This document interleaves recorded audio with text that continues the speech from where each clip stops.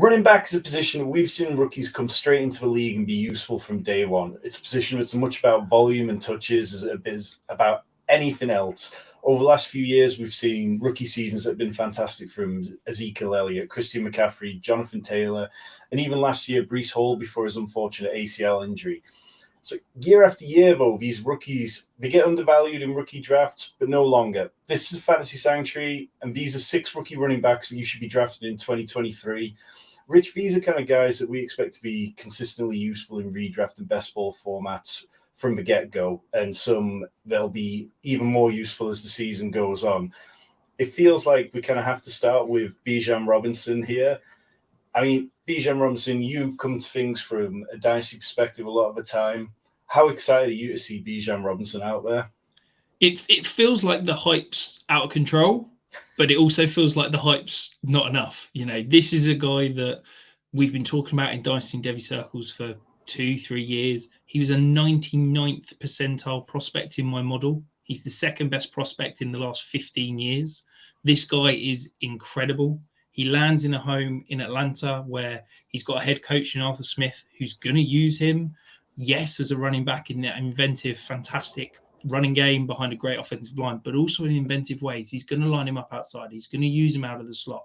This is a guy in a great scheme, in a great offensive-minded environment, and he's going to be an absolute beast for fantasy this year. I think there's no real questions about Bijan's talent. I think the main question with Falcons is Desmond Ridder and what Ridder can do. And digging into the numbers, like last year, things were bad with Marcus Mariota, and then they were a different kind of bad with Desmond Ridder. But the one thing that stands out to me, in 2021, when Marcus Mariota was targeting running backs in the passing game, it was at 13.5%, the third lowest in the league. When Desmond Ridder came in towards the end of the season, that jumped to the third highest at 24.5%. So for me, I can kind of get on board with it. I think, the Falcons have the second easiest strength schedule according to Sharp Football, who tend to be pretty good at this sort of stuff. So, yeah, I think you can draft Bijan Robinson with confidence, and he's going to be a firm fit in round ones of Fantasy League this year. Our next running back, Jahmyr Gibbs. Back on draft day, Jahmyr Gibbs was probably one of the biggest surprises of round one. Nobody really expected the Lions to take a running back where they did. They seemed convinced that the Jets weren't going to let him get past them at 15 to their next pick at 18. How much do you think Jahmyr Gibbs can just hit the ground running and be a day one starter? It's tough because I like Jahmyr Gibbs, but I don't love Jahmyr Gibbs. I think there's definitely some concerns. I think there's, the size, the weight. He is an explosive, elite athlete who can be used in space, and that he is going to walk into the NFL as probably a top 5 receiving back. And for fantasy, that's money. I have a slight concern as to how much usage he's going to get outside of that receiving work from day one, though. Yeah, definitely. And it's very easy to project David Montgomery picking up that Jamal Williams role of the tough yardage runner and the guy who's there between the tackles, and Gibbs more into that DeAndre Swift role.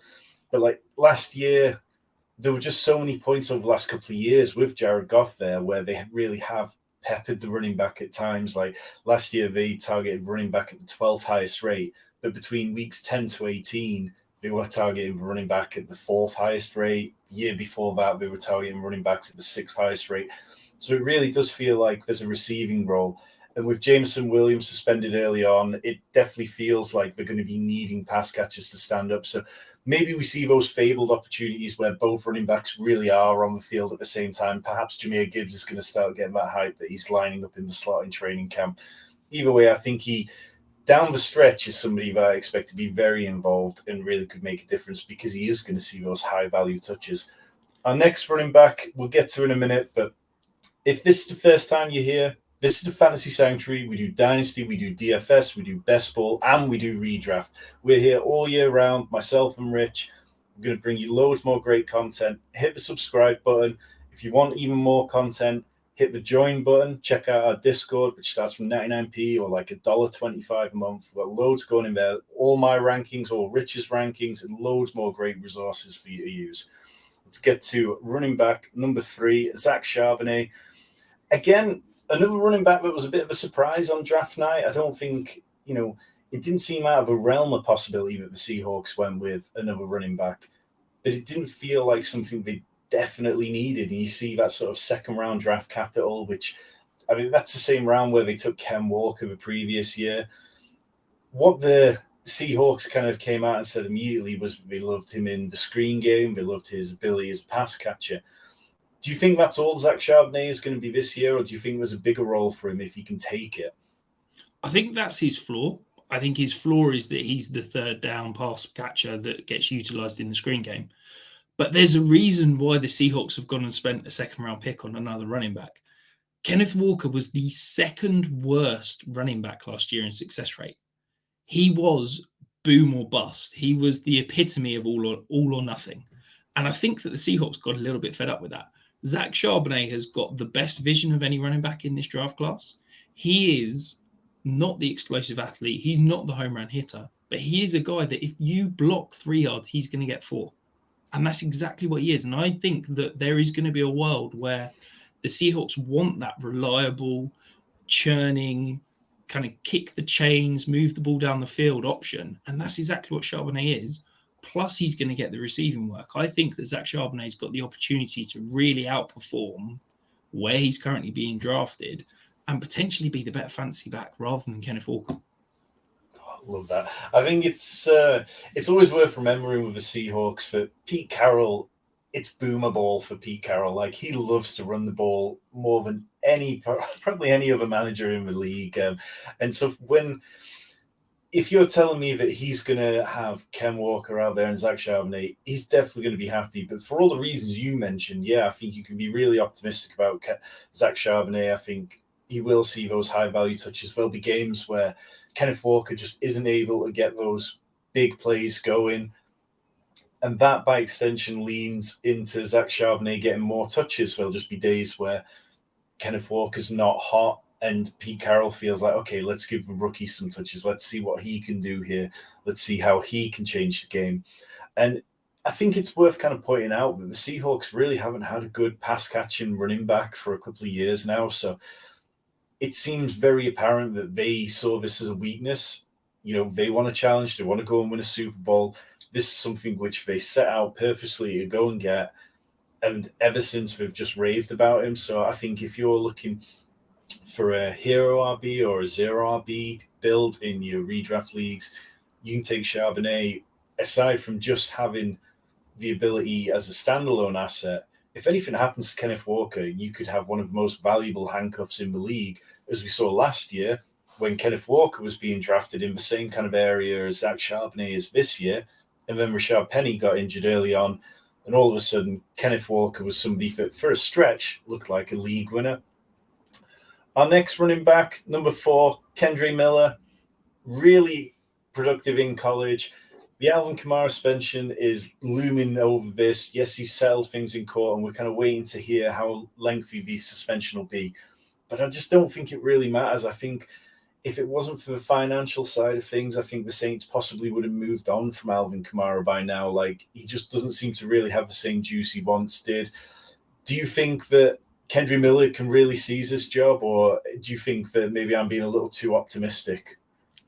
I think you're probably being a little optimistic. It feels like the price has dropped slightly on Kendre Miller in the last sort of couple of weeks to a month since the Kamara news. People were expecting maybe 8-12 game suspension. Looks like it's probably going to be around 2-4. So suddenly Kendre Miller's not so sexy, not so appealing. But there's still things to like. As you said, he was highly productive in college. He was highly productive at an early age, which is what we want to see from our college prospects. I think it's potentially going to be a 3-headed backfield. Obviously, the Saints went out and spent some money on Jamal Williams. Let's not pretend that. This isn't a team that's flush with cap space. So when they're assigning money to a running back of all things, you've kind of got to sit up and listen. But he's definitely got some appeal. He can be used all over the field. He's competent in the passing game. We can see him used in and around the goal line on short yardage situations. So if he can carve out a role, if there is an injury or a longer suspension than we think to Kamara or Jamal Williams, then Kendre Miller could absolutely outproduce his current price, which is not as expensive as it was probably a month ago. Yeah, what I love about Kendry Miller is that basically we know on day one of the season, Kendry Miller is going to be out there. And a lot of these rookie running backs you don't really know about. But because the Kamara suspension seems nailed on, it just seems that Kendry Miller will get a chance at the start of the season. So if you compare Kendry Miller in your draft with somebody like Brees Hall or Javonte Williams, one of these running backs who's coming back from injury, then if you can buy yourself enough time early on in the season till your stud recovers, then that's an absolute win in my opinion. And then you never know what happens down the stretch. Like Kamara for me is somebody that I feel like he's just lost a bit of magic. He's got 49 career rushing touchdowns, but he only had 2 last year and he's only had 6 in the last 2 years combined. It feels like the Saints don't want that for him. Derek Carr has never been somebody who I've really associated with being a check down master. That's much more somebody like Jimmy Garoppolo's game. So, like with Derek Carr at quarterback, I'm not sure that the high value sort of pass catching role is going to be there for Kamara either. So he feels like the odd one out for me. But yeah, definitely if I'm taking Kendry Miller, it's because I'm trying to pair him with somebody coming back from an injury a lot of the time. Our next running back is Roschon Johnson, one of the kind of real sleepers of this draft class in some ways. A lot of people thought he might sneak up higher than he did, but he ended up falling, and the Bears seemed overjoyed that they got to pick him up where they did. And it's been an off-season where if you were in on Khalil Herbert, you're probably a little disappointed at the efforts that the Bears have made around him. They brought in Roschon Johnson in the draft. They brought in Donta Freeman in free agency. They clearly don't feel like Khalil Herbert can be just the RB1. They feel like they need a committee.